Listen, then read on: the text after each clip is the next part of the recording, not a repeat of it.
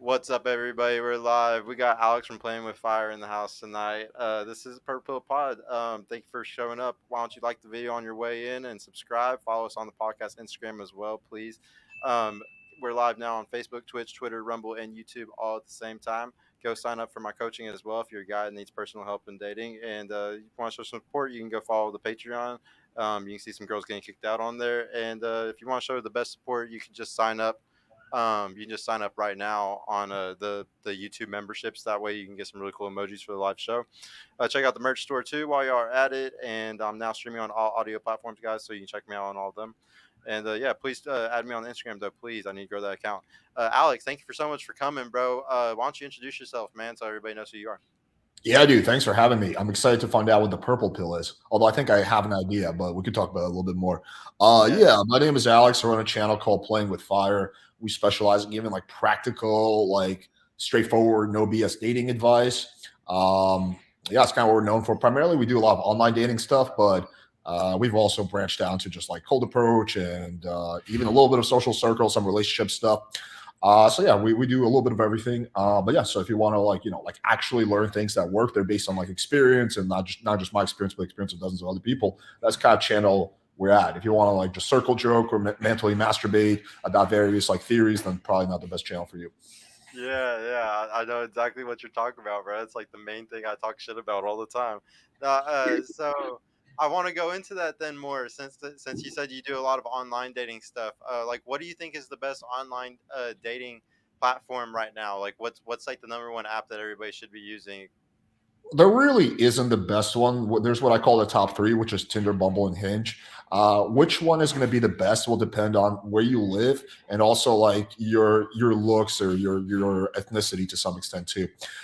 So just some people say that, oh, I had best results on Bumble. Some people say Hinge. It really seems to run the gamut. So I think the best thing you can do is just get on all three and see which one works best for you. That would be the advice I would recommend. I get that question all the time on my show, and I'm always so. I'm going to tell you a little bit about myself. So I'm kind of the opposite of you in a way. Like I'm a only real life dating coach. Where like I only do real life experience stuff. Like I do only social circle game really. And like but I hate online apps. Like I think that just it messes everybody up really bad. But so I need a lot of your information because people ask me for that Mm. information and I don't have it. I don't have no experience, and I'm not going to sit there and act like I have experience in it because I don't. I didn't. I've never had to use dating apps. I've never done it. But Mm. yeah, another thing that I wanted to ask you about. Oh, something else that you had brought up. I forgot. But for like the red pill stuff, who do you think is in the red pill space that like that is gives the best advice, and who do you think gives the worst advice?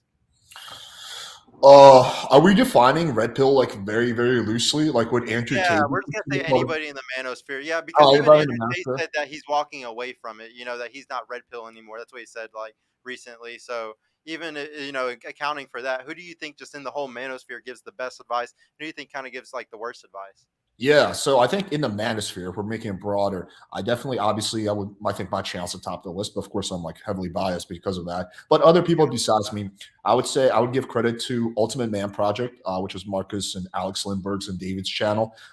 We've had some personal rivalry in the past, but their shit is top notch. They know what they're doing. And I've said this, I think Marcus has some of the best cold approach in the world that I've ever seen. So I would say they're on the list.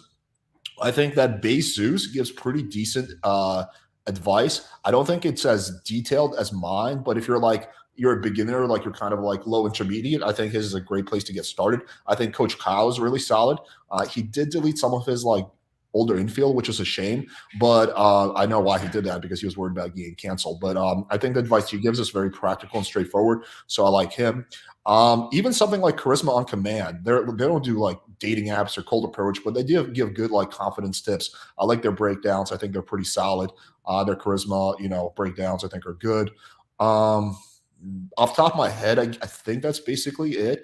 But I'm sure there's quite a few more that I'm just forgetting. In terms of Who do the you think worst, is I the mean, worst? yeah, dude. I mean, there's like so many like fucking so many jokes on here. Let's see, where do I even start? Like the worst.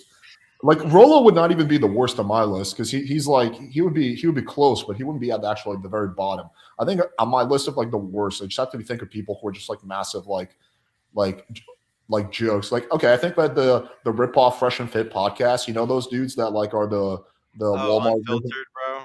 Yeah, I think those dudes are I pretty hate them so cringe. much, dude. Yeah. I They think like really annoy me, man. Like the fact that I don't know. I've never been so annoyed seeing that video when he kicked the girl out just for like giving him a low number. I've never seen something so like cringe in my life, dude.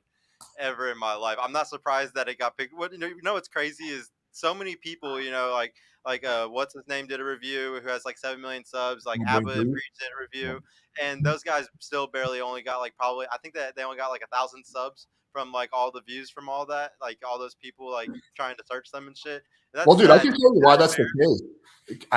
There's there's a saying that all publicity is good publicity. I think that's the biggest bunch of horseshit. All That's publicity a is not good lie. publicity. There's totally such a thing as bad publicity, which is why, yes, they've been exposed to millions of people, but out of those millions of people, like less than 0.01% subscribe. I've had situations where I've had a big content creator make a negative video about me. I had Chat, who's like 3 million subs, make a negative video about me. I got like 20 subs from that. But then when I have big content creators make good videos about me, I get like 1,000 subs. So it's not the same, like all publicity. It's if someone's making a very negative video about you, it's not going to get their audience to like watch your shit or subscribe. So yeah, I think that's the explanation for that. It was just all bad publicity.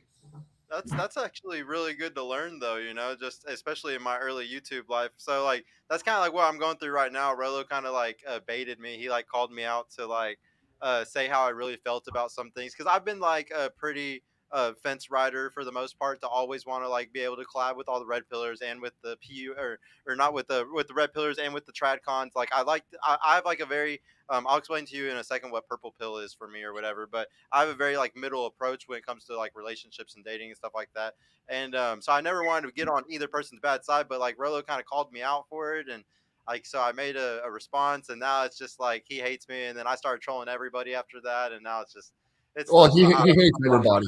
He gets into fights with like literally everyone. But yeah, I'm kind of the same way. Like I'll do podcasts or debates with like anyone. There's really no one that I won't do a podcast or debate with. Even though I have like massive disagreements with them, I've done some like pretty like fucking hectic and hostile debates on my channel.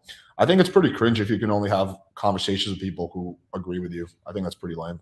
Oh, dude, it's so fucking lame, and it's like one of my biggest thoughts. So I'm actually going to Vegas next month to debate Michael and Rolo like on their show, and I'm Mm. super excited about it because some of the points I'm going to be bringing up they've never even heard before.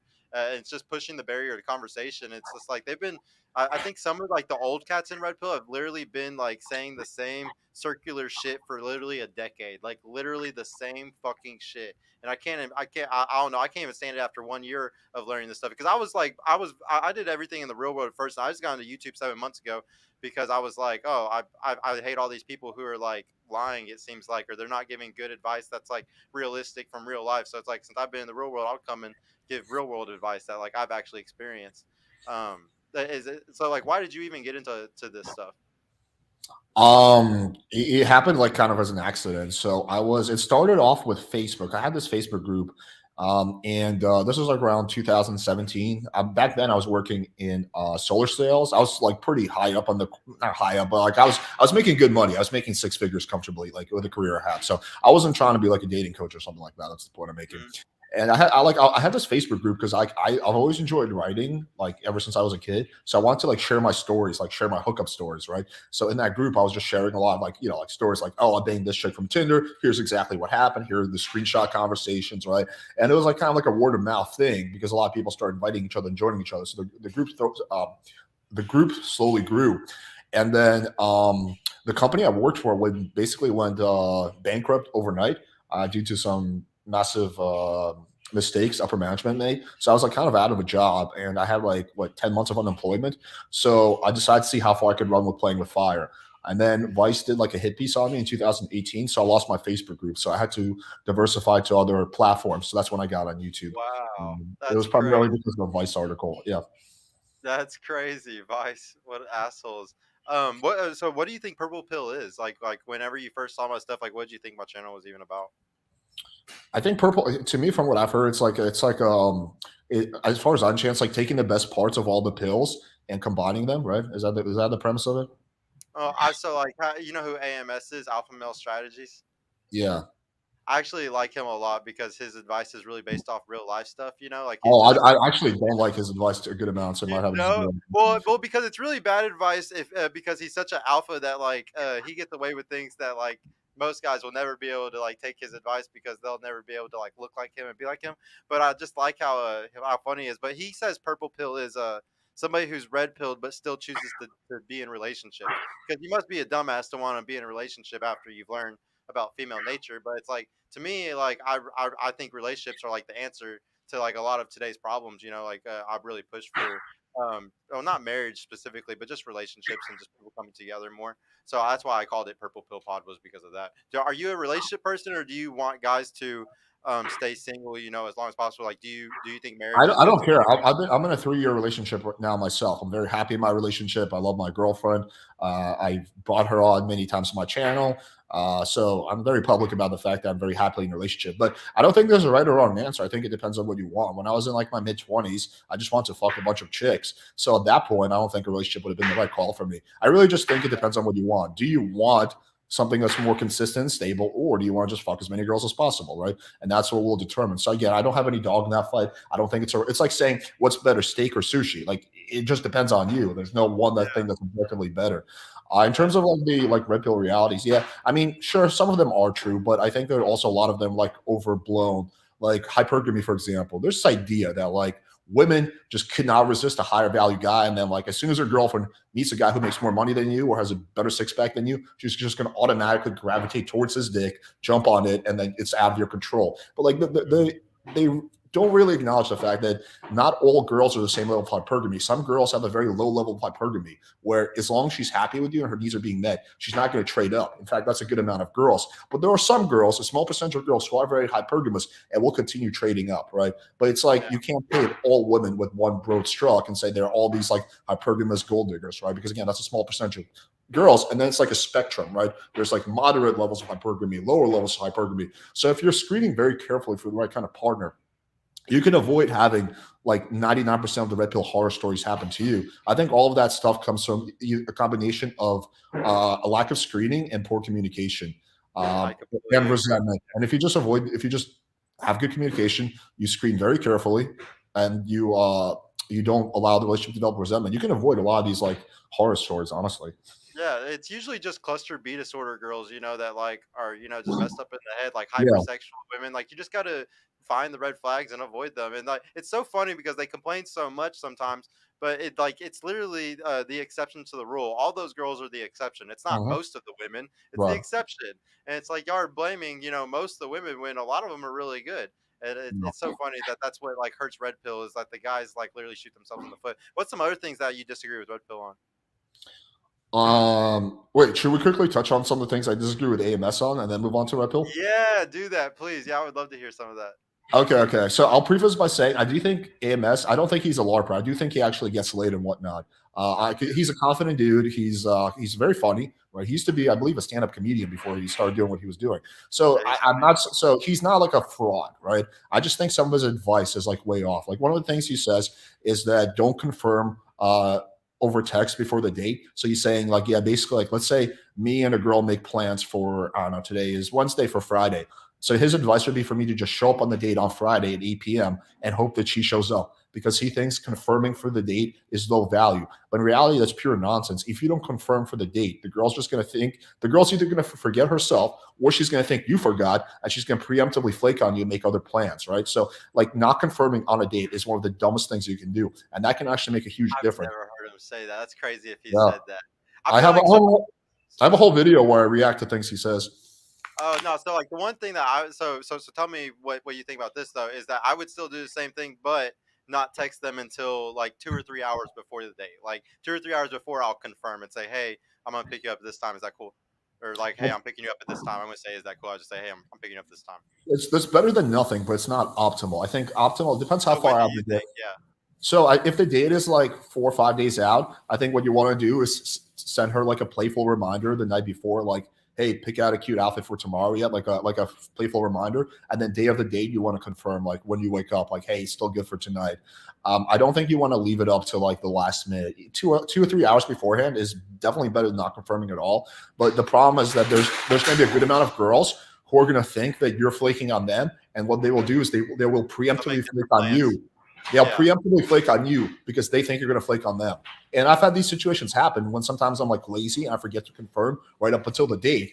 And then like I'll do like what you're saying. I'll text her like an hour beforehand. Hey, we still good for 8 o'clock? She's like, oh, I didn't hear from you. I made other plans. I was like, I thought we were on. She's like, yeah, but I didn't hear from you, so I made other plans. So I've had that happen enough to me by accident where I know that you want to be as diligent as possible. Like, but if it's only like 1 or 2 days out, you don't have to do that before. You can just do day off. Yeah. Yeah, that makes sense, and it's also it's always never good to book too far out in advance, like 6, 7 days. I think that shit's horrible. Um, Suboptimal, yeah. yeah, Glenn Lawrence, $10, dude. Thank you so much, man. No one does that. You must not understand hypergamy. It means if you maintain the best option that she sees, then she will have no reason to act hypergamous. But So you're never the best option. There's guys like even take me. I think I'm awesome. There's guys richer than me. There's guys better looking than me.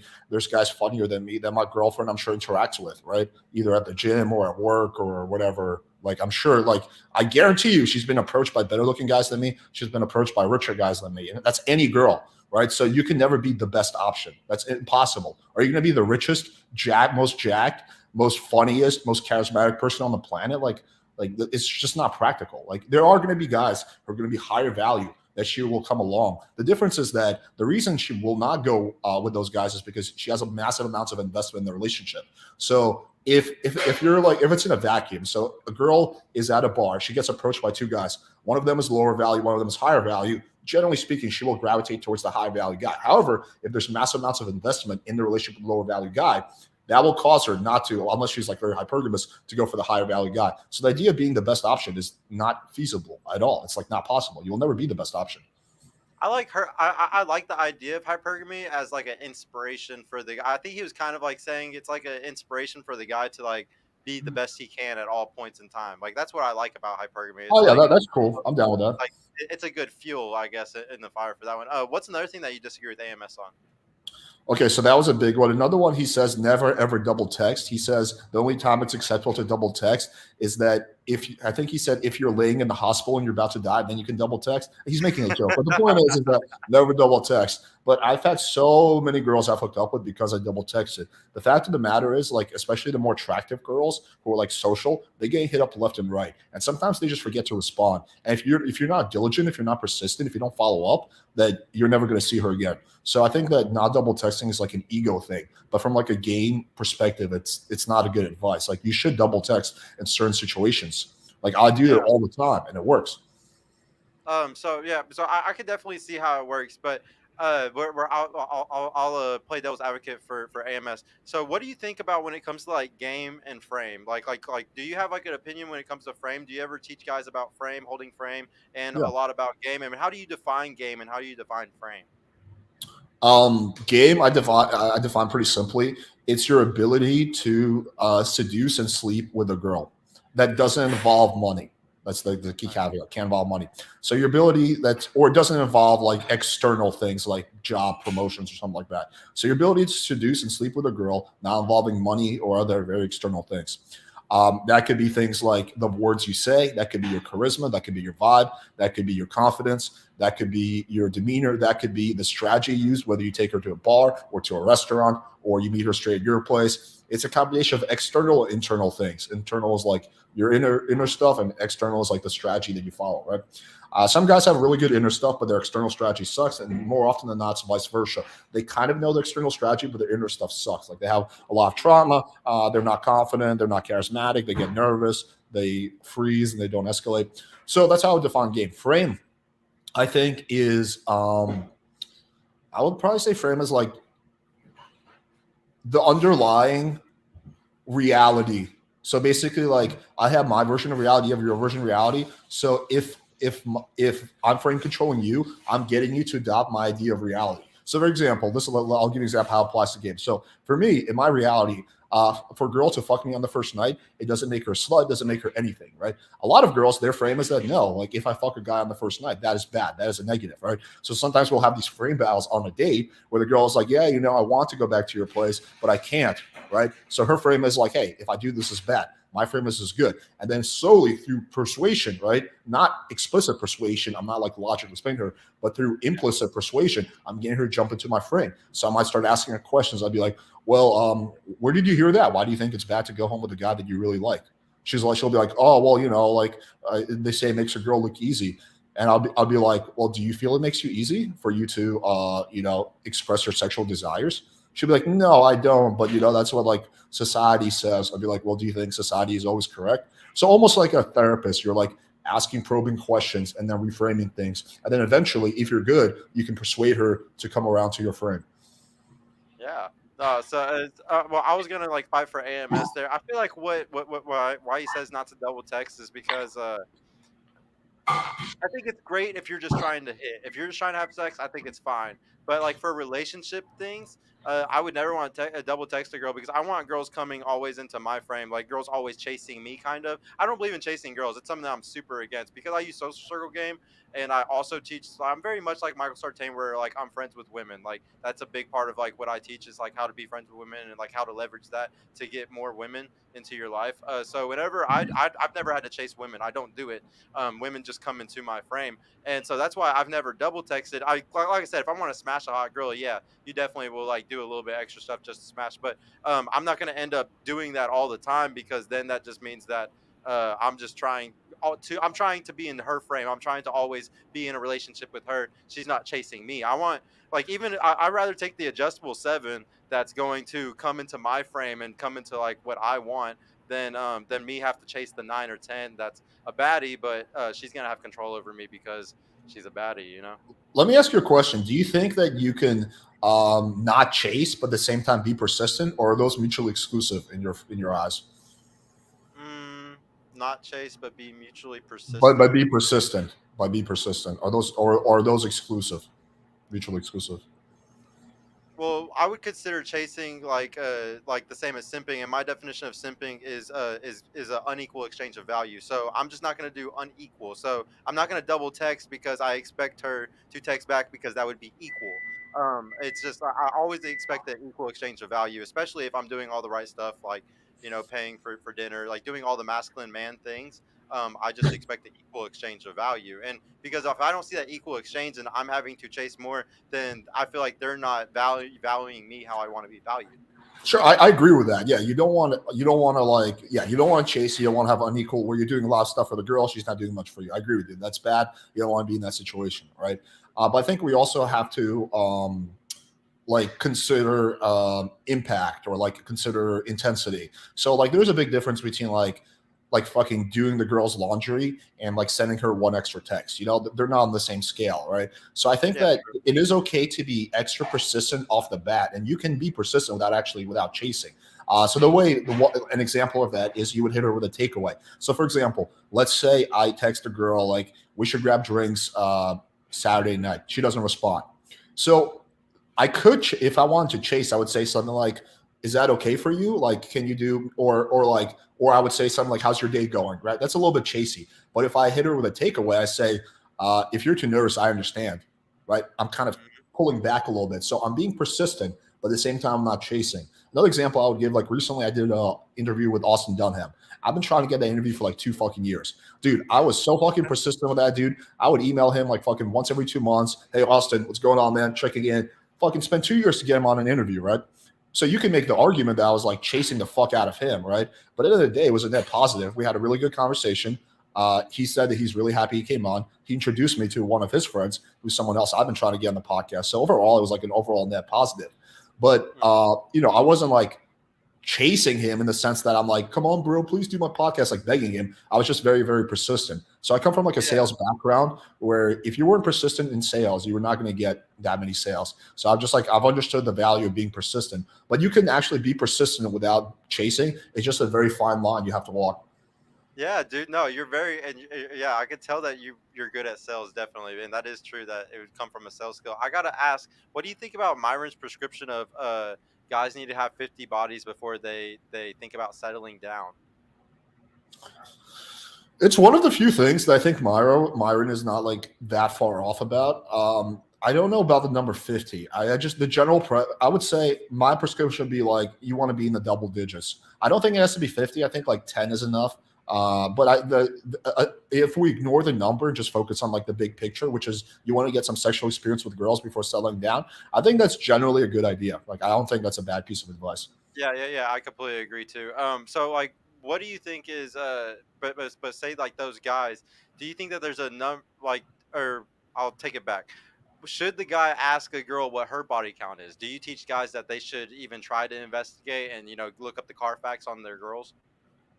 I have like kind of mixed feelings about that because first of all, there's no guarantee that you'll get an honest answer. Like Very if a true. girl Yeah. suspects that body count is something that's very important to you, she will just probably lie and she will backwards rationalize it by saying, "Well, I really like this guy. I'm serious about being with him. This will just cause him to freak out." So I'm saying she's going to think of it as a white lie. That's how she will backwards rationalize it. So it's not even Yeah. going to be necessarily nefarious. It's just going to be she's going to think of it as a white lie, right? And girls are pretty good at picking up on social cues. So if she can tell it's something that's important to you, so if you are going to ask that question, you have to be very careful how you ask it. So you ask it in a very, very non-judgmental way where she is Yeah. actually free to tell you the truth. And even then, you're not guaranteed to get an honest answer. So if I was to ask that question, I would be like, it would be like while we're talking about something sexual related, and I would like probably bring up the fact first I have a high body count. I'd be like, yeah, it's like crazy. I've been with like whatever hundreds of girls, but it's not something I focus on anymore. I would find some way to slip into the conversation. So that Yeah. way You brag she, about it. Yeah. so yeah, so that way she doesn't feel the pressure to give me an artificially low number. And then if you frame it like that, you're more likely to get an accurate number. But I think that but I think also it's like only one metric. Like I think guys in the red pill just obsess way too much about that one metric. When in reality, it's one of the many metrics you should look at. You should look at her consistency. You should look at her relationship with her family and friends. Right? If you're considering dating a girl, she doesn't have a relationship with her family and she doesn't really have any friends. There's a reason for that. What is the length of her relationships? Has she ever been in a long relationship, or are all her relationships like 3-4 months? Hmm. Have you ever caught her in a lie? Does she seem like she has good values? Like those are all things that I think are probably even more important than body count. But yeah, if a girl's body count is like 200 or something, I would be like very skeptical. I don't. It's not an automatic no, but I'd be very very skeptical. But if it's like 10 or 20, I wouldn't give a shit. So like if you were coaching a guy and say he comes to you and he's like, "Hey man, I have 12 bodies and I'm dating this girl and she revealed to me she has 15 bodies." Do you think that like that's a good relationship for him? Do you think that like maybe the guy should have more than the girl for it to be a good relationship? Like, do you have I an don't opinion know. on I mean, then it becomes this like weird tit for tat thing. Like, I don't think it's like having more bodies gives you like more leverage or power in the relationship. It's just an arbitrary thing. If her number is like 15 and he's at 12, I don't see that as an issue. It's not but something like I would. if she was at 50 and he was at 10, that'd be an issue. Well, it would be even if his body count was 100. I don't think his body count plays a role. It's just her body count. Well, So no, I no, well, I think if she had 50 and he had 10, that would maybe be an issue because that means well, she might have a little bit more experience than him, like socially, and Well, like take advantage.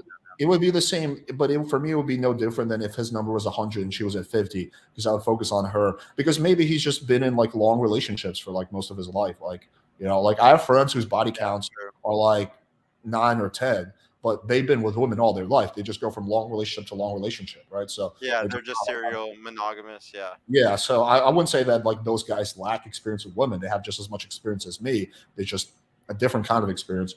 So I don't know. I would more focus on her number. But 50, yeah, 50 is a little bit on the high side. I mean, I don't know. It wouldn't be an automatic deal breaker, but I would want to investigate why that number is so high. Like, is it just because she really, really loves sex, or is there some validation seeking that's going on? Because Yeah. if she just really loves sex, that's not as big of a deal as actually it could in some ways be a good thing. But if she's like needs validation from men, then that is a different issue, right? And that could be much more problematic. So I think you have to explore the why instead of just looking at the number. Is there an age that you think is good for guys to date? Like, is there like, do you care about women's age at all, like the red pill community does? I think it's a weird thing to obsess about. I mean, I don't think it's a good idea to be in a relationship with a woman who's like 10 years older than you. But as long as she's like within your age range or like, 5 years younger or something, I think that's totally fine. I mean, I find the idea of like a 45-year-old guy dating a 19-year-old to be kind of silly. I mean, sure, good sex, she's hot, but those two are never going to be compatible. Like, there needs to be similar maturity level. Like, even me at 33, when I bang like an 18 or 19-year-old girl, it's almost like I feel like we're like not even on the same wavelength at all. Like the stuff that 18-year-old girls talk about is so different than what I talk about. So like for me, I'll have sex with 18, 19-year-old girls all day, but I'll never date one. She needs to be on a similar maturity level. Like they're all about like going clubbing and shit and like fucking TikTok and weird Instagram shit, right? All stuff that I don't care about, right? So that's why What generally if when it she was comes an to old soul and she was that age, but she acted like she was your age? that Like could she be was already different. ready to settle down and stuff. Yeah, that could be different. Although I feel like that's pretty rare. But yeah, in that rare case, sure.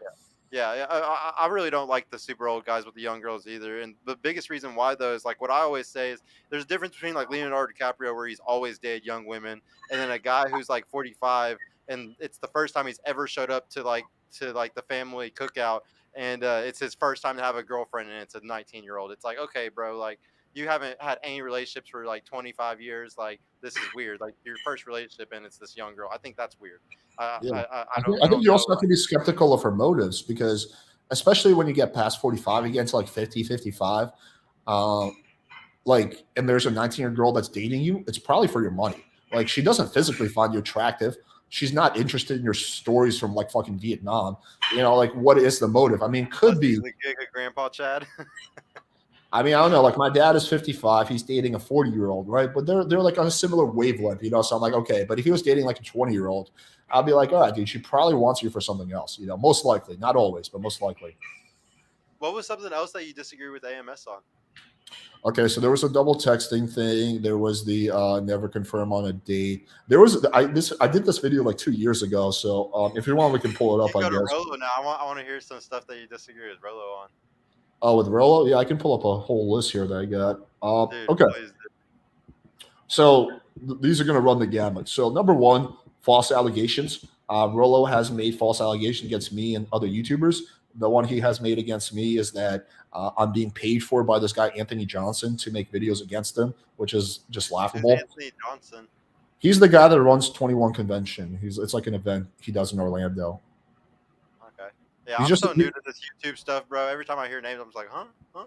I heard of that. yeah. I spoke at his convention like 1 year, and because of that, Rolo thinks I worked for him. He's made that same allegation against Abin Preach, same exact allegation.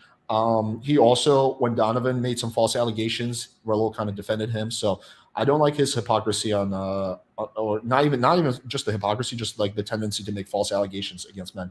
Number two would be hypocrisy. He constantly says one thing and does the other. Like he says, don't get married, get a vasectomy, don't have kids. He literally did like the opposite of every single one of those things. He says, don't live your life on the internet, go out in real life and like test your shit. He doesn't do that. He lives his whole life on the internet. So yeah, like he also, another thing is debates. Like he says you should always debate, but he has run from like most debates. He has a statement that says there's no quality women out there. I think that's nonsense. And if I was in that debate, I would ask him, so is your wife not a quality woman? I wonder how he would answer that. He says Elon Musk is not a high value man. That was Absurd. a funny one. That was a funny He thinks Andrew Tate, Joe Rogan, Tim Pool, Andrew Schultz, etc., all got their shit from him. one.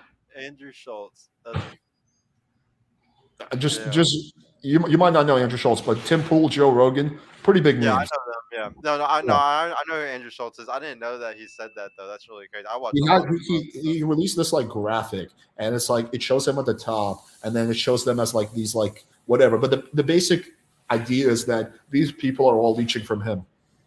Yeah. No, I remember the picture that he put out where it was like an old lady like feeding a bunch of raccoons, and it was like him that was the old lady, and then like him giving out a bunch of red pills to like all the other people. That, He that's that's definitely that's sees what himself that's as what I'm talking about. Yeah. yeah, he sees himself definitely as like the king of everything for sure, man. Like I mean, to think that you're above Joe Rogan, like Joe Rogan has no idea who the fuck Rolo is. Like this is beyond absurd. Like, yeah, you know, Barack Obama got his political ideologies from me because he read my tweet 10 years ago. I mean, it's like, dude, like, what level of delusion are you living on? You think Joe Rogan, like, really, the most popular podcaster in the world, got his shit from you? Really, Rolo? Um, he, he's really good at trolling. He's trollo. He's definitely he's good at trolling. I don't My actually think he's trolling at all. I think he's dead serious about all of this stuff. you really think that like everything that he says is like who he really is and what he really believes? Like it's not for marketing, like ad, like kind of like ad for his book, kind of. I think he might do a little bit of advertisement. I think he's definitely a hypocrite, so he might not deep downside believe this stuff. But yeah, I don't think he's like an Andrew Tate who's like a troll. Like Andrew Tate definitely says the over the top shit for attention, right? Like there's no Yeah, doubt about that. I don't think Rolo's like that. Like Rolo, like, because he's pretty consistent. Well, actually, no. His beliefs, some of his beliefs have flip flopped, but generally speaking, he doesn't really say anything that he hasn't said 1,000 other times. It's all basically the same shit that he's pushing. So He I don't really actually. believes his bullshit. He really, really, Yeah, I really think he believes. really believes. I don't think he's saying it on purpose. Yeah. I will Okay. give him that much credit. Okay, he criticized me for wanting to debate people with different ideologies. He said that you shouldn't do that. I think that's also courage. He accused me of killing people because I criticized his book, and his logic is my book saves lives. But you criticizing me, you're stopping some people from reading my book. Therefore, you are killing people, and that's not an exaggeration, by the way. Like he actually said that. Um, Yeah. he uses really cringy debate dodging tactics. Um, Even though he constantly references David Buss, he doesn't acknowledge that David Buss no longer believes any of that same shit. So the guy he's referencing doesn't Yeah, actually believe. I've read Evolution of Desire. Yeah, it's so funny whenever that stuff is different. Iron rule number two, I disagree with. Never under the pain of death reveal your body count. I think it's nonsense. Iron rule number four, never live with a woman. You're not married or actively planning on marrying next 6 months. I think it's actually flipped. Never marry Yeah, a I woman. disagree with that too. Yeah. Men age like fine wine and get better as they get older. That's only a small percentage of men. Most men go downhill in their 30s. It's only a small percentage of men that go up. Um, Only Oh, women are allowed to. Sorry, go ahead. I didn't know that about the guys. Yeah, only some do better. It's a small percentage of men. Like think about most of the people you went to high school with. Are they really better now than they were? No. Most of the people I went to high school with. I don't know how old you are. I'm 33. Most of the people I went to high school with have declined. They didn't go up. Yeah, I'm 32. Most of them are like at the same point. I want to say most of my peers are still stuck at a 50 to 70K a year job. Like that's what most of them are at right What now. about looks wise? Do they look like they're in better shape now, or were they better in shape in high school? Oh, definitely. Probably better. I don't know for the guys. Yeah, I mean, a lot of them are gaming nerds, and they just kind of kept. I don't know. It just depends. Like the ones that are achievers, they're still taking care of themselves. They're going Sure. to the gym. They're getting better. But the ones that are bums, that are normal, no, they're not doing shit. Yeah, I just think that's a small percentage of men. It's like 5% of men are like achievers, or maybe 10%. It's not even 25%. It's like potentially single digits. Like most people are like most people, which is they go to work, they get like a 40, 50K a year salary. That's the average, is like 40K a year. They come home, they watch Game of Thrones, they eat junk food, they go to bed. Maybe they're in a semi unhappy relationship with some average looking chick, but that's most people. Like more than half American citizens don't even own a passport, I think, or something like half. So most people are not traveling. They're not like going to the gym. Again, that's a small percentage of people, right? But if you're hanging out with a lot of other motivated people, it may seem like everyone's doing that, right? But if you look at like the American normie, most of them don't live that life of self How, how, improvement. how often should you spend time with your girl? Do you think in a relationship? Like how often should you go on a date, and then how much time should y'all spend at home together, like watching TV or like doing stuff together? Like, what's your opinion on stuff like that for a I relationship? think it's just really personal preference. I mean, me and my girlfriend, we probably hang out 2 or 3 days a week. She'll sleep over on the weekends. What we do just depends on our mood. Like if we're in the mood to go out to eat, we'll do that. If we're in the mood to just chill, we'll do that. So I don't have like a strict schedule. It just comes down to what your preferences are. Like me personally, I don't really like going out to bars or clubs, so we never do that. Um, yeah, I mean, I prefer just like chilling and making videos. So we do that a lot, or we just like lay in bed or whatever. So yeah, I think it just comes down to like your preferences. I don't think there's a right or wrong answer when it comes to that. No, I was just curious as a dating coach. What was your other Oh yeah, so I have three more. So another quote from him: "Only women are allowed to have standards." This is a direct quote. So he's basically saying that men get shamed for having standards, women don't. In reality, both sexes get shamed for having superficial standards. So women get shamed all the time if they're gold diggers, or like anything superficial gets shamed. Right? That's just the culture we live in. It's the same thing for men. So there's really not much of a difference there. You can make the argument that maybe women having standards a little bit more socially acceptable. But at the end of the day, it's not a men versus women thing. It's a superficial versus non-superficial thing. So if you're public about superficial standards online, whether you're a guy or girl, you will get shamed for that. And this just kind of ties into one of the other points I have, is that he creates this like false dichotomy of like us versus them, the gynocentric female order. It's like us men and versus women. It's almost like we're enemies, right? That's kind of the dichotomy he creates. When in reality, it's nothing like that at all. In fact, we're all like we work best together. So it's like it's just the wrong frame to look at everything from. Like, oh, these women get this. Like the gynocentric female order is like the most absurd things I've ever heard. It's like, oh, women have all the power. No, they don't. Like, what the fuck are you living? And the last quote is that men have no attraction floor. Again, I don't know what kind of guys Rolo's hanging out with. Me and all my friends have an attraction floor. We're not going to fuck a busted three. I guess there's some guys who don't have an attraction floor, but he didn't say some guys. He said basically all men or men in general don't have an attraction floor. So yeah, so those are just some quick things that I had in my notes list. There's definitely like some people that are just straight animals, and like it's my friends that I make fun of that smash like the fat girls. It's like y'all are fucking lame. Like I make fun of guys a lot for stuff like that because it's just like, man, like y'all are literally complaining all the time about these hoes and all these women, and it's just like y'all chase these this you reap what you sow. You're literally getting exactly what you're looking for, type of thing. Whenever a Yeah. guy, is coming to you and he's very black pill doomer, or he's like, very just nihilistic about a lot of dating stuff, how do you kind of get him out of that? Like, what's one of your biggest like coaching things that you do for like those, the doomer type of guys? Well, typically those guys don't come to me because they think what I'm doing is worthless because they think it's over for them. So it's True, very yeah. rarely that one of those guys comes to me for You coaching. have optimistic guys that come to you. They're either neutral or optimistic, yeah. But it's someone who's very, very negative. Like, why would they come to me? Because they don't think there's any point anyway, right? I have actually done a lot of stuff where I've helped like black pillars for free, or at least I used to do that.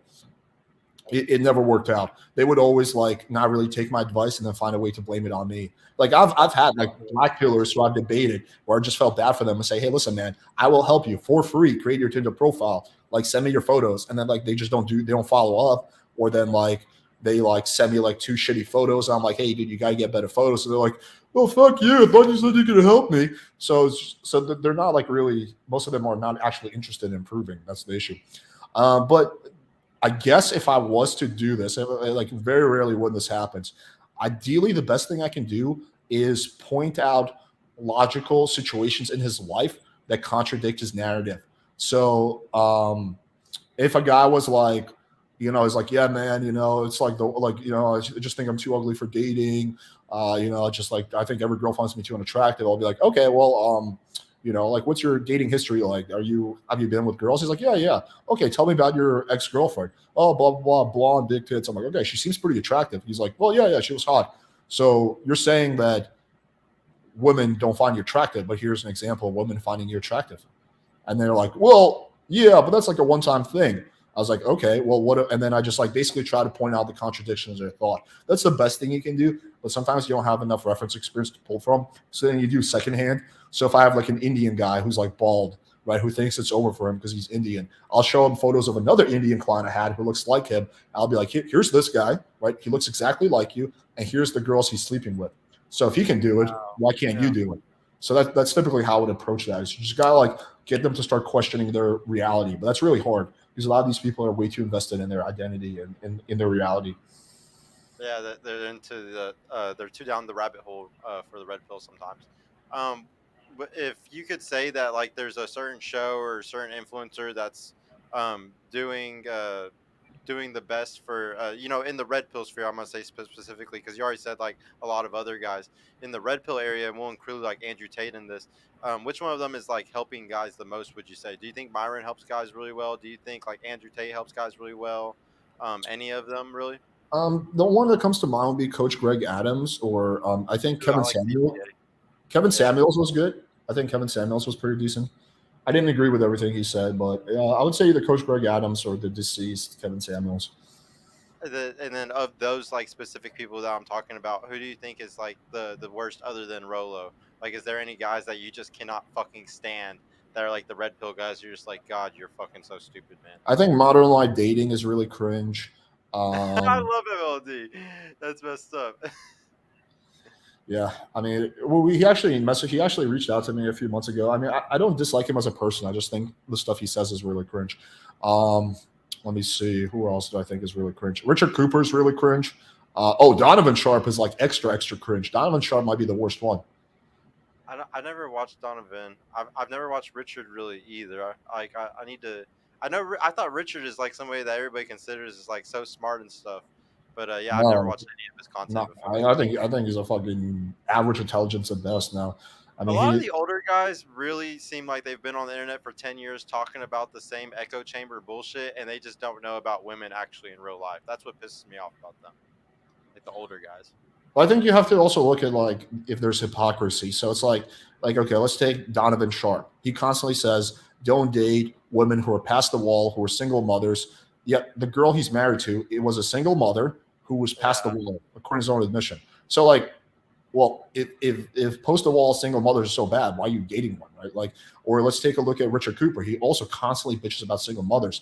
But this I'm not as confident about because this is more of like things I've heard and I haven't seen. But from what I've heard, and it's quite a few sources, is that he has a tendency to date single mothers too. So like these guys really hate on single mothers, but they seem to date them all the time. So when I see shit like that, I'm like, okay, you don't believe what you say. Like if you're doing that. Um, Uh, yeah, $2 from Don Juan. He said, Alex, is it true that LD stole your material?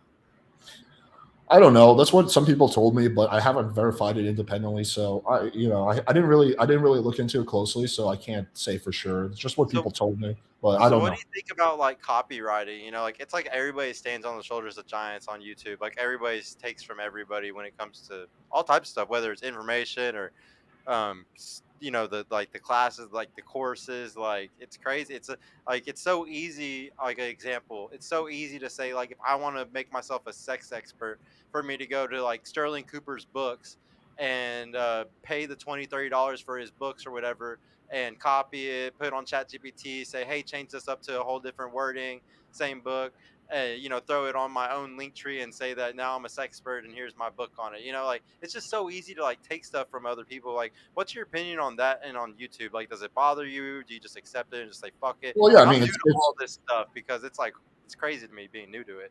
I mean, it's essentially theft. You know, it's like I feel that way the same way I feel about like stealing money from people. It's like it's wrong. I don't think you should get the death penalty for it or go to jail for life. But yeah, that's wrong. I think there's a big difference between like I watch a video on your channel and you talk about a topic and I think, oh, that's an interesting topic. I'll talk about that too. Or maybe I react to one of your videos. That's very different than me Yeah, like buying your course and just like changing some copy words paste. around. Yeah, they're not even the same category. So I think like reaction videos are fine. Like taking topics from other people is fine. My general rule is when I take a topic from someone else, I don't watch their video so that the actual substance of what they say cannot influence my opinion. So that's kind of how I go about this. Because I have seen like, oh, this is an interesting topic. I'll talk about this too. But then I make sure I don't watch their video until after my video is recorded to make sure that I don't subconsciously like let that influence my opinion. Um, but yeah, so I think that like yeah, like a little bit like reaction and all that's fine, but like yeah, I mean it's wrong. It's theft. Yeah. Do you ever give dating advice to women also?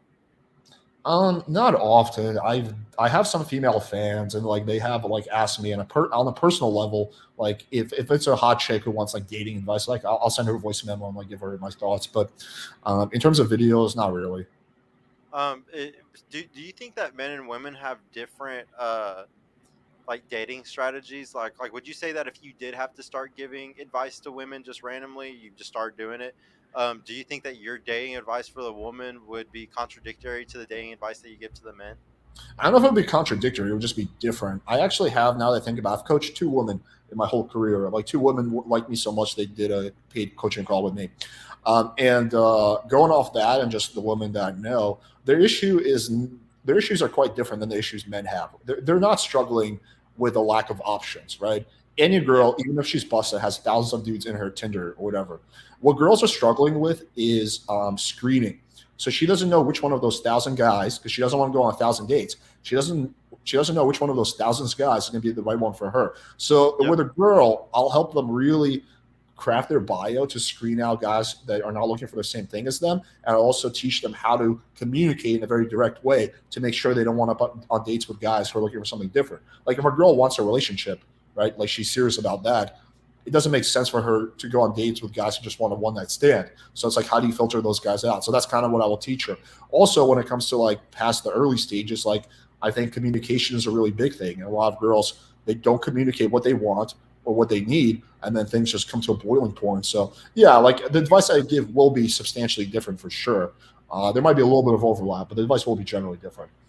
Yeah, I just so on my show I usually have panels of women, but at the same time I give a lot of advice to men, and but I find it very contradictory sometimes, like because it's like it's the advice I give to the women's going to put them in the position of leverage sometimes. It's like the advice I give to men sometimes going to put them in the position of leverage, it seems like.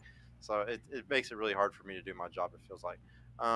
There was something Mm. else I was just thinking that I was I going to feel like bring up. it's more of like would the advice you give for like to be a professional hockey player be different than a professional basketball player? There might be a little bit of overlap. It'll definitely be different advice, but I don't see it as So you have good contradictory. cardio.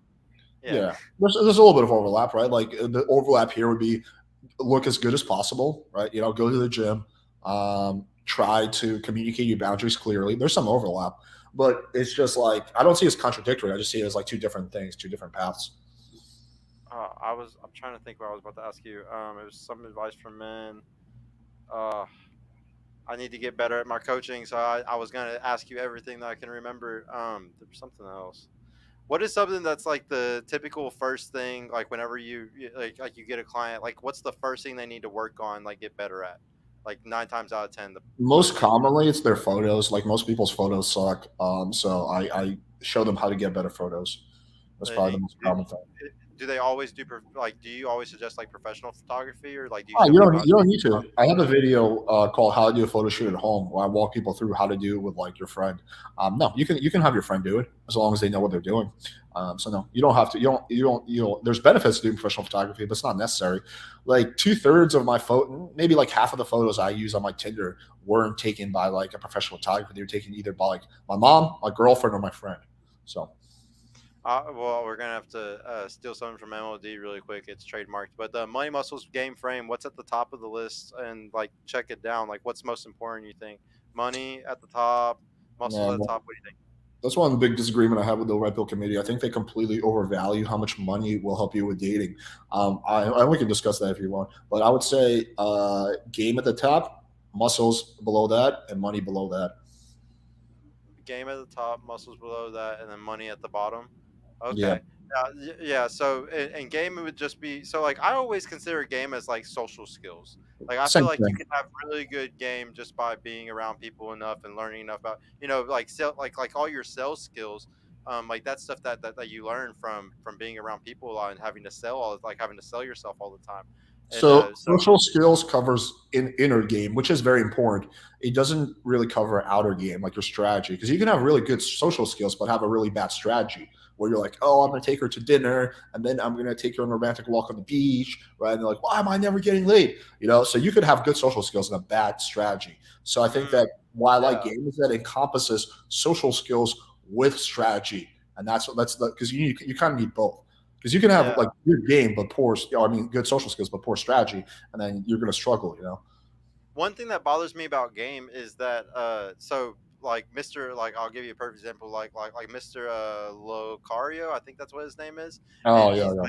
he's very heavy on game, like he's very heavy on and like Jay Waller talks about this a lot. He always says like he doesn't like game because you're trying to it's a house of cards that's going to fall sooner or later, like you're just fooling the girl into liking you. We can really take advantage of women whenever we keep the mystery up, like if you don't ever reveal too much truth about yourself, sometimes that girl will just think that you're somebody way better than you really are. You're just kind of gaming them. And so I don't like game. That's why I really am like Jay Waller, where like I like frame, where like I'm gonna let a woman come to me the right, and I want somebody to have burning genuine desire for me. I feel like the girls that I'm gaming, they don't always have burning genuine desire. They're just in love with whatever I'm fooling them with, like So whatever yeah, the so game. like not liking game is like not liking gravity. You can not like it, but it won't Yeah, change how it yeah, works. yeah. So You all the gotta have stuff you're some. talking about, like when you're like, yeah, I like it when the girl comes to me and she has burning desire. That's still a game. That's your strategy, right? That's the strategy you have.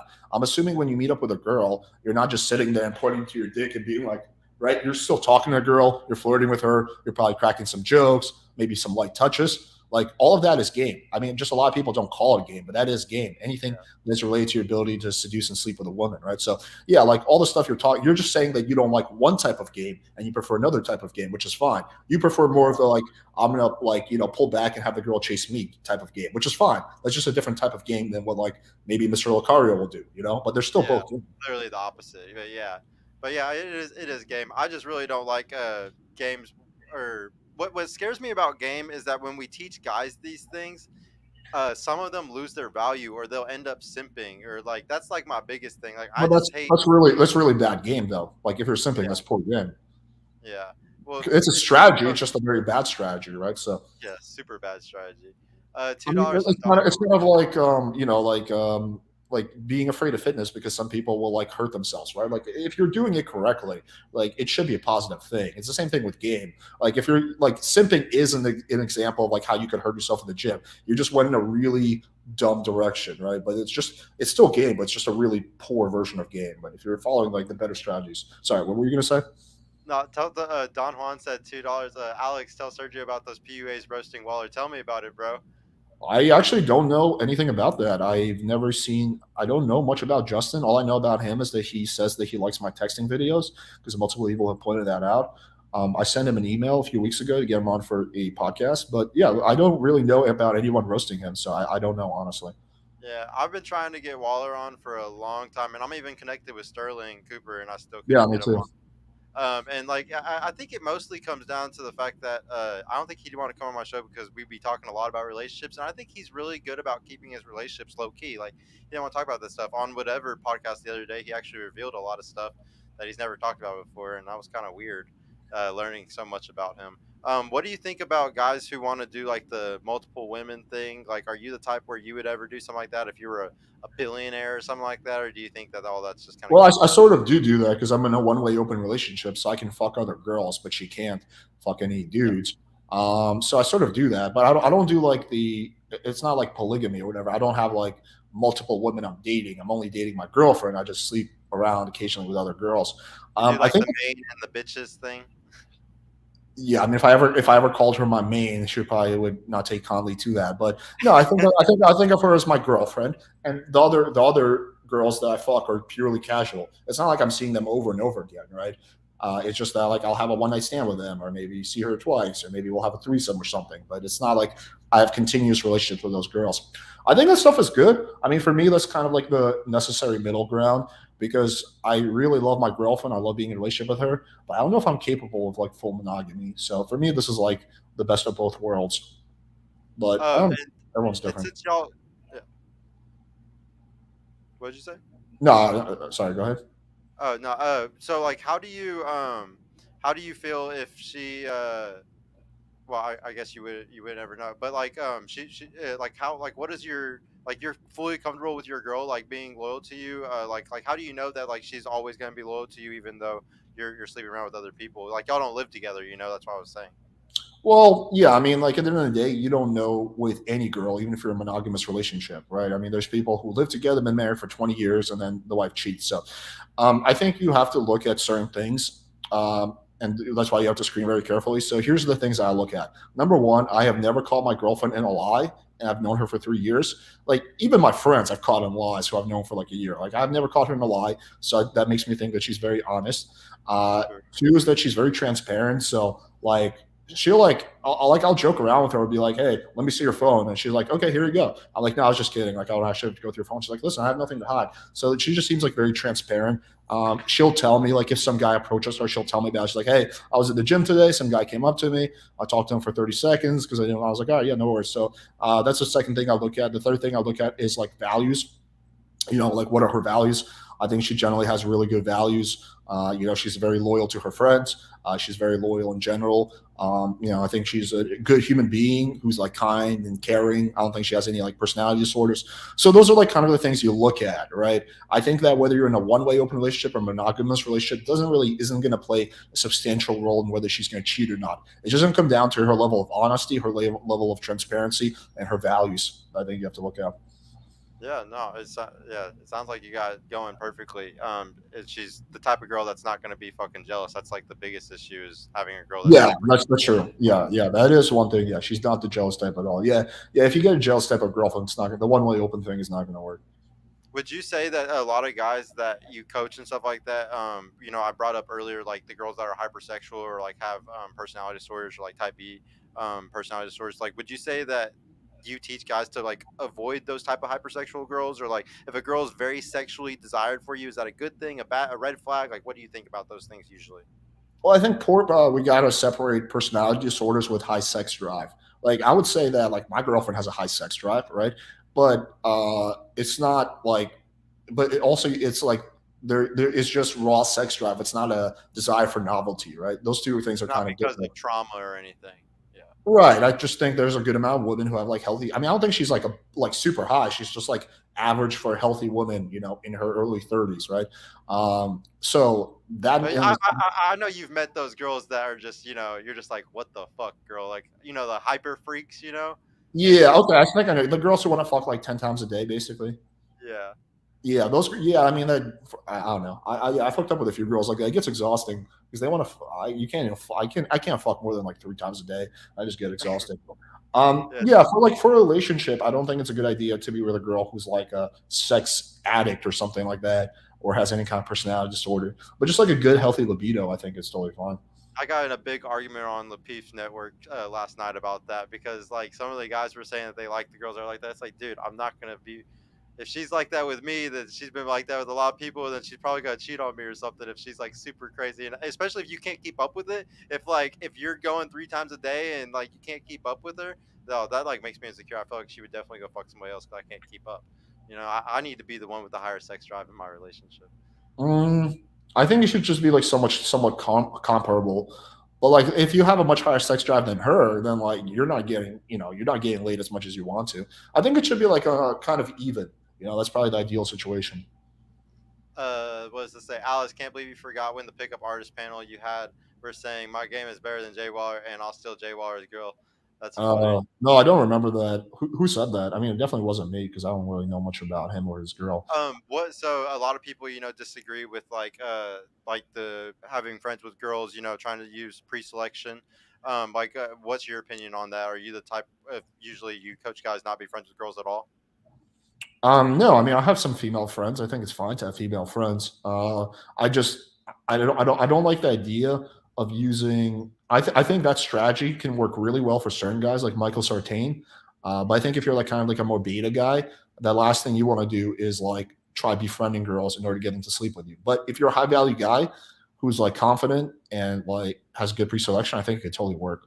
So Yeah, it really depends on the person.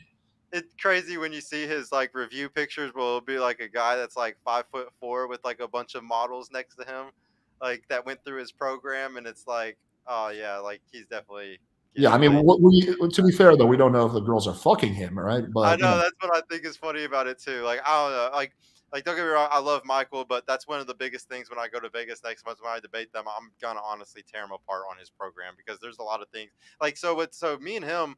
We're probably the only two people who like teach like a way to like take advantage of pre-selection, but mine's completely different than what's his. the difference Like between yours and his? Tell me a little bit I about don't it. ever like revealing what it is, but I'll go ahead and kind of reveal it to you by just revealing something that I like to talk about. So like I call Mhm. something called the fuck girl tier list. And like these fuck girls, they're usually very feminine women and they're very like womanly, but they have to climb up the tier list. At the very top of the tier list is like the Instagram models or like a girl that's a model or anything like that. She's at the very top.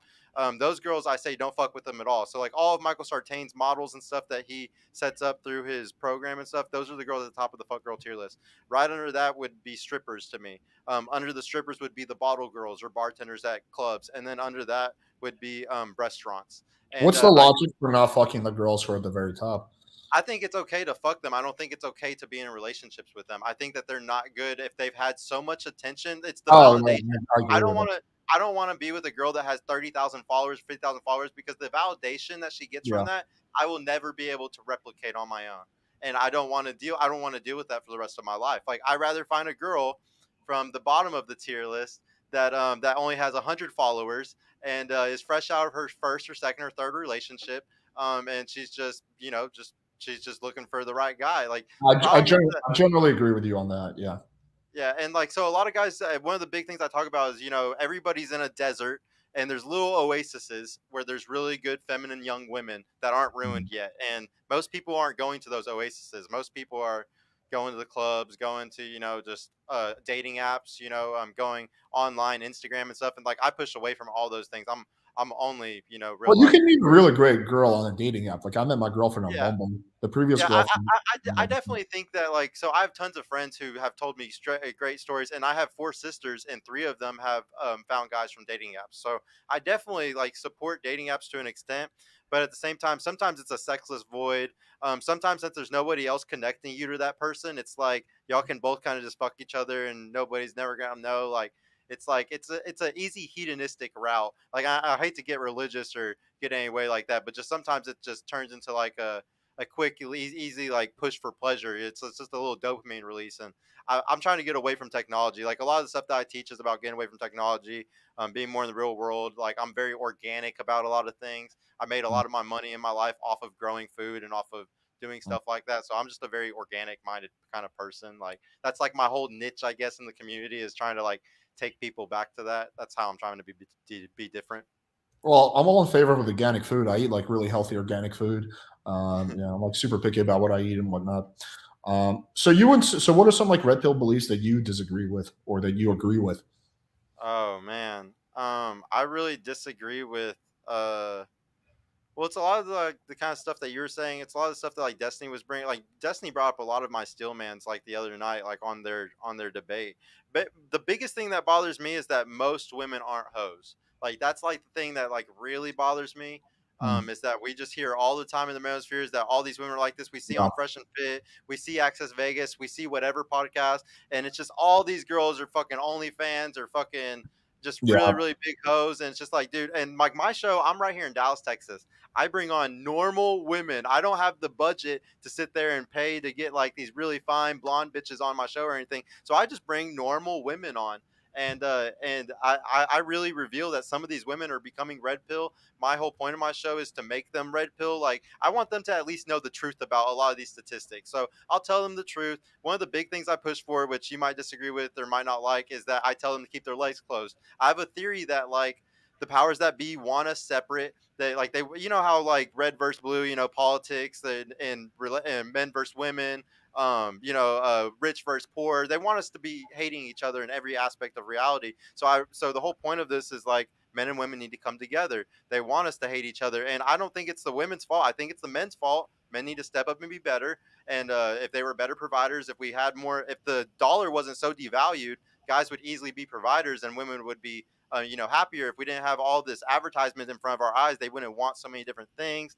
But I teach the women keep your legs closed, because the women keep their legs closed, then the guys have to be better to be able to get sex. If guys have to be better to get sex, then our men have to become better men. It all No, I like don't all. know. 'Cause we already have a massive incel epidemic. I mean, we're like Oh 27% yeah, of the guys are incels. I mean, I don't know. yeah. Like, I feel like if anything, it should be like almost the opposite. I mean, I don't expect girls to like pity fuck anyone, but man, like there's a lot of guys who are like having no sex. But Like, those guys are losers. Like I don't I think that if they're one of those guys in that bracket, they deserve it. Like they fucking suck. They probably spent too much time not being socialized. Especially what I'm sad about is the 25 and under guys, because those guys are fucked. If they were raised with iPads, or if they were raised with an iPhone at 13, 14, they are so fucked. Like I'm 32, you're 33. Like for us, I didn't get my first iPhone until I was 18. But imagine the kids that got them at 13, dude, 12 and stuff. I can't imagine seeing porn and stuff like that at that time. I was seeing porn, but it was on HBO and it was just like a tit slip and shit. Like it was way different, you know? Like I just can't imagine what these kids are going through right now. So yeah, that's not good. a lot of what my show is about is trying to fix these issues. Like I'm virtue signaling like a motherfucker, trying to fix the world that's all fucked up. It's never gonna work, obviously. But I always say, even if I change one woman at a time, as long as I can pull some guys out of red pill to see the truth about reality, I don't care. I'm happy with my show and going slowly, I guess. Okay, I see. What are you going to be debating Rollo about? Uh, the big thing is the statistics on most. So I one of the things that Myron likes to say is that most men are like this. Like most men do this. or like we give this advice because it's for a majority of men. You know, we're not going to talk about the exception to the rule all the time, but in reality, they always talk about the exception to the Yeah, rule. that's true. Their It's advice is for like always 1% of people. Yeah. yeah, well, if you look at statistics, most men are going to have kids. Like I think if you look at it right now, like men between the ages of 40 to 56, like 80 or 70 or 80% of them have had kids. So if we like over time, most men are going to end up having kids. So we need to figure out how to make them into better fathers so they can be good at having kids. Most guys are having sex. If you look at stats, 60, more than 66% of men are having sex from 18 to 30. So most men are having sex, most men are in relationships. Well, not in the 18 to 29 bracket. It's only 66% of men. Or no, it's only 33% of men that are in relationships in that bracket. But for the most part, if we look at the rest of men, from fucking 30 up to 60, most men are in relationships. Most men are going to have kids. Most men are having sex. So let's give advice for those people. Stop giving advice for the fucking exception to the rule. Fuck them. Let them suck. Like I'm just tired of us trying to prop up fucking losers, and it's all under the guise of like, oh, we save guys from the noose and stuff like that. Dude, if that like those guys need help in a lot of other ways. Like they need a lot of other help. Like No, it's I don't always know, under dude. the guise. I think I like the first part what you were saying, but like let the losers be losers or whatever. Like a lot of those guys, it's like they didn't do it. It's through no fault of their own. They didn't have a positive male role model. It wasn't like they chose to be losers, and I feel bad for them. And I think some of them I have helped. I've had Yeah. guys who are like virgins, like basically incels. They're no longer virgins. They maybe have a girlfriend now, and maybe they're just happier in their life. So no, I do think that we do need Well, to help those I want people. I want to save them. I want to save them. That's why I do like my coaching stuff, and I love that people like you and everybody else that coaches and saves them. I want that to happen, but I'm basically saying fuck the ones that are never going to pay for something to fix it. Like they're never going to do something about it. Like Yeah, sure. fuck The those people guys. Like who don't want, yeah, the people who don't want to get better. Yeah, I yeah, agree with you. and I say that as somebody that gets fucking literally hit up by them all day long, telling me how much I'm a fucking piece of shit or I'm wrong and all this stuff. Well, So just like that all those happens to black me pill. too all the time. Yeah, yeah, I Yeah, hate that. dude, I'm tired of the black pillars, bro. They just really drive me crazy. Yeah, They're just a big part of why everything's messed up. I feel like the red pill community creates more of them every year.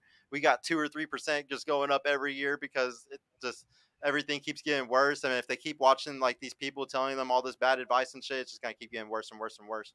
yeah. I feel like the black pill is like a parasite. It's like a virus. It's not. It's such a net negative from what I've seen. Yeah. Do you want kids? I don't know. At this point in time, no, but I might in like 10 years. Maybe 10 years. Just Jerry. I think Sartain does want kids. I think he's just waiting still. uh, which he got really mad at me the first time he came on my show because I brought that up to him on the show, and I guess that was kind of rude. Um, What was rude? I brought up like at the very end of my show when I first started it because he came on early on, like Well, month if you don't like mind, I'm four just or five. gonna grab something real quick. Sorry, give me 10 Yeah. seconds. Okay, yeah, go ahead. Uh, but at the very end of the show, I usually like give advice to people, kind of. And I Mhm. was gonna skip that part because like I had people at my table that I shouldn't be giving advice to, but he was like, "No, no, no, go ahead, like do it, like do what you always do." I was like, "Okay," and I was like, "Well, bro, honestly, I think that you should start settling down and have a kid soon." And he was just like started laughing, and he kind of took it like really offensive. And What? I wasn't trying because I think that just a lot of people don't like the thought of that. The only thing that makes you good is like having kids. But like I'm one of those people where that's like my hard stance. Like I really want to push people to have a legacy. And don't get me wrong, you can have a legacy other ways. You could become a multi-billionaire and change the world in all kinds of different ways. Like Jesus didn't have no kids, but he still has a legacy. So like I definitely don't think that you need kids to have a legacy. I just think that for most people, like 90% of people, your legacy is your kids, probably. Yeah, that's probably true. I'm surprised he got upset by that. Well, he wasn't like super upset. I just know that it probably just itched him in the wrong way. Uh, Um, let's see. Glad that Sergio brings on normal chicks, too many Instagram OnlyFans chicks on Fresh and Fit, whatever podcast. Yeah, I like that too, man. I'm always gonna stay in the trenches. I truly believe in bringing women from the trenches because I want to see what normal women are like. Until we're making enough money where we can start bringing on models and shit all the fucking time, like all the other podcasts. How do you Uh, guys recruit girls? You just Instagram or how do you do it? yeah, I got some really good recruiters, and they just literally just hit tons of girls up on Instagram all day long. It's definitely the worst part of the fucking job, though. It's not fun to do at all, and I Mm, really don't like it. It's yeah. annoying. Dude, thank you so much for coming, bro. This was Yeah. probably one of my favorite interviews because I haven't had anybody on that.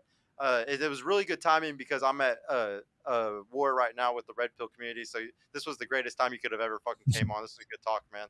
I Yeah, really nice, hope. dude. Thanks for having me. Hey, bro, if you want to come when I go to Vegas in a month, let me know, and you can come on with me whenever I go to go debate Rolo and Michael Sartain. Because yeah, I'm going by myself right now. It's gonna be. I'm not scared to go by myself. I'm ready to go in a lion's den, but it would be nice The to have thing backup. is that like I want to get Rolo to debate me in a neutral platform. That's why I was like happy to do it at your platform.